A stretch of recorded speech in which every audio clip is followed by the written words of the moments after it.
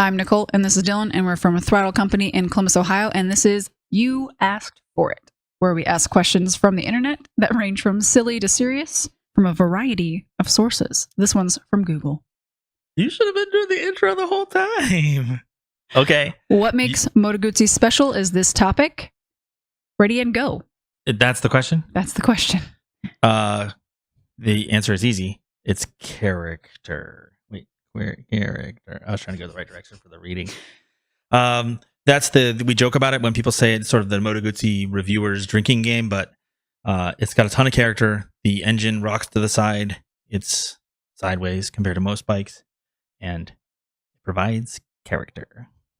Is Moto Guzzi a reliable motorcycle?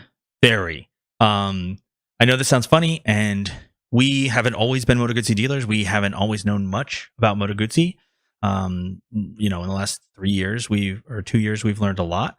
And when I first looked into them, that was my big question too. They're Italian. The other things I know that are Italian are not reliable, which is like Ferraris and Lamborghinis and Ducatis. So, no offense to people that have that, but I think that they usually are in pursuit of all-out speed and sexiness and whatever. Moto Guzzi is much more German in their engineering, and they care about reliability. They're one of the first brands to try to go 100,000 kilometers without a major service, and they did it. Okay. Is Moto Guzzi expensive? They're more expensive than Royal Enfields, which are pretty much the cheapest brand. One of the cheapest brands. Sort of in the expensive thing. The least expensive is about 8,000, which is a V7. The most expensive is somewhere around 18,000 US dollars. So there's your range. I wouldn't consider that expensive, but you do get a lot of bike for that money. What? Where is the Moto Guzzi factory? Mandello dell'Ario, and it is apparently controversial, but it is on Lake Como in Italy. Look it up. It is. And that is where it has been from the inception of Moto Guzzi. That's right. They're made basically on the same site since they've been made for over 100 years now. It was 1921 when they started.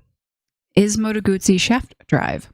Yes, and they've almost always been that way. I mean, most of the Moto Guzzis that you think of are that way, but that's one of their.